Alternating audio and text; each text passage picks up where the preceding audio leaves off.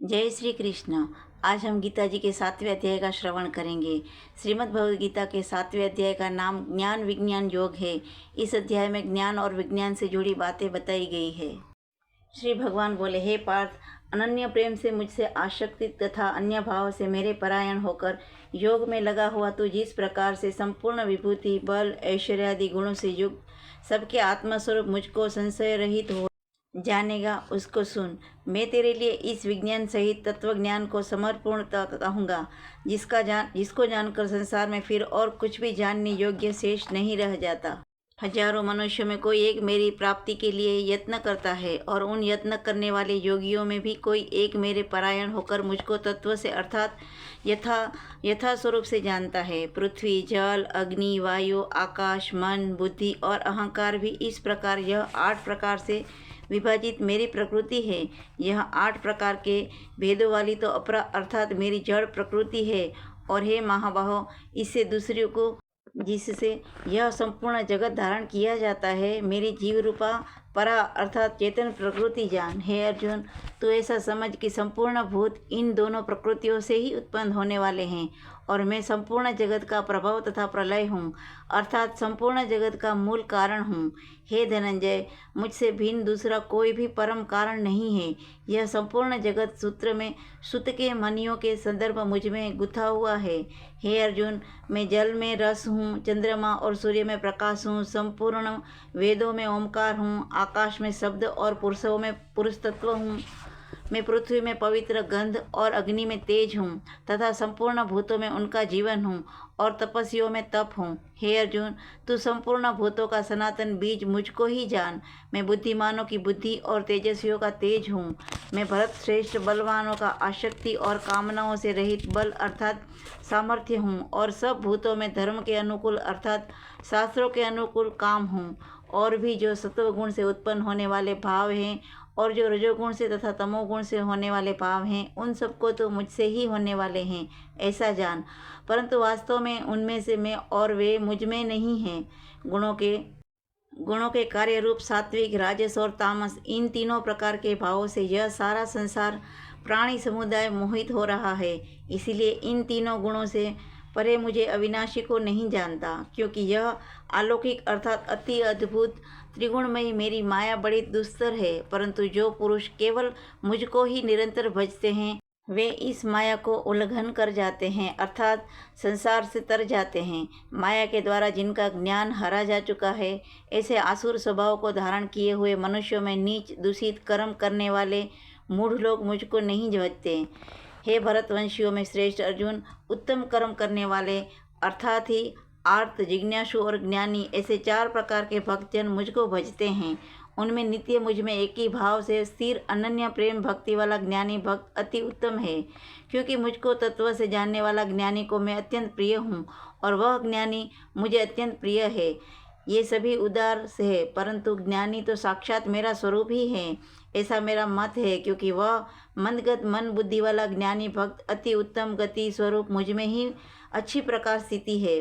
बहुत जन्मों के अंत के जन्म में तत्वज्ञान को प्राप्त पुरुष सब कुछ वासुदेव ही है, इस प्रकार मुझको भजता है, वह महात्मा अत्यंत दुर्लभ है। उन भोगों की कामनाओं द्वारा जिनका ज्ञान हरा जा चुका है, वे लोग अपने स्वभाव से प्रेरित होकर उस नियम को धारण करके अन्य देवताओं का भजते हैं अर्थात पूजते हैं। जो सकाम भक्त जिस जिस देवता के स्वरूप को श्रद्धा से पूजना चाहता है, उस भक्त की श्रद्धाओं में उसी देवता के प्रति स्थिर करता हूँ। वह पुरुष उस श्रद्धा से युक्त होकर इस देवता का पूजन करता है, और उस देवता से मेरे द्वारा ही विधान किए हुए उन इच्छित भोगों का निसंदेह प्राप्त करता है। परंतु उन अल्प बुद्धि वालों को वह फल नाशवान है, तथा वे देवताओं का पूजने वाला देवताओं को प्राप्त होते हैं, और मेरे भक्त चाहे जैसे भी भजे, अंत में वे मुझको ही प्राप्त होते हैं। बुद्धिहीन पुरुष मेरे अनुत्तम अविनाशी परम भाव को न जानते हुए मन इंद्रियों से परे मुझ सच्चिदानंद परमात्मा को मनुष्य की भांति जन्म कर व्यक्ति भाव से प्राप्त हुआ मानते हैं। अपनी योग माया से छिपा हुआ मैं सबके प्रत्यक्ष नहीं होता। इसीलिए यह अज्ञानी जन समुदाय मुझ जन्म रहित अविनाशी परमेश्वर को नहीं जानता, अर्थात मुझको जन्मने मरने वाला समझता है।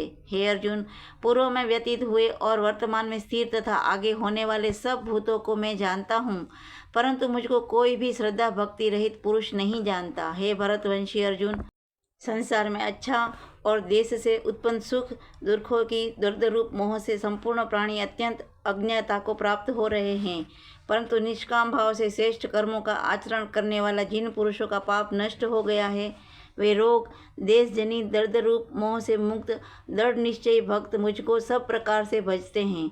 जो मेरे शरण होकर जरा और मरण से छूटने के लिए यत्न करते हैं, वे पुरुष इस ब्रह्म को, संपूर्ण अध्यात्म को, संपूर्ण कर्मों को जानते हैं।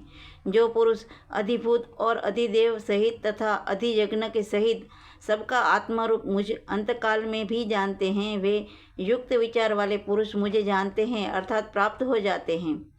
ओम तत्सदित। श्रीमद् भगवद गीता शोपनिषद ब्रह्म विद्या योग शास्त्र से कृष्ण अर्जुन संवाद ज्ञान विज्ञान योग नाम 7वां अध्याय समाप्त। बोलो कृष्ण कन्हैया लाल की जय।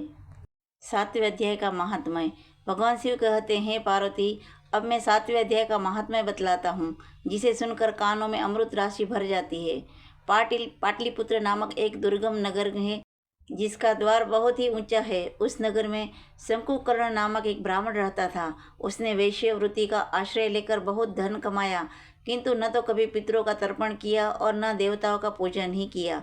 वह धनोपर्यप्त में तत्पर होकर राजाओं का ही भोज लिया करता था। एक समय की बात है, उस ब्राह्मण ने अपना चौथा विवाह करने के लिए पुत्रों और बंधुओं के साथ यात्रा की। मार्ग में आधी रात के समय जब वह सो रहा था, तब एक सर्प ने कहीं से आकर उसकी बाह में काट लिया। उसके काटते ही ऐसी अवस्था हो गई कि मणि मंत्र और औषधि आदि से भी उसके शरीर की रक्षा असाध्य जान पड़ी। तत्पश्चात कुछ ही क्षणों में उसके प्राण पंखेरु उड़ गए और वह प्रेत बना। फिर बहुत समय के बाद वह प्रेत सर्प योनि में उत्पन्न हुआ। उसका वित्त धन की वासना में बंधा था। उसने पूर्व वृत्तांत का स्मरण करके सोचा, मैंने घर के बारे करोड़ों की संख्या में अपना जो धन गाड़ रखा है, उससे उन पुत्रों की वंचित करके स्वयं ही उसकी रक्षा करूँगा। सांप की योनि से पीड़ित होकर पिता ने एक दिन स्वप्न में अपने पुत्रों के समक्ष आकर अपना मनोभाव बताया। तब उसके पुत्रों ने सवेरे उठकर बड़े विस्मय के साथ एक दूसरे से सपने की बात कही।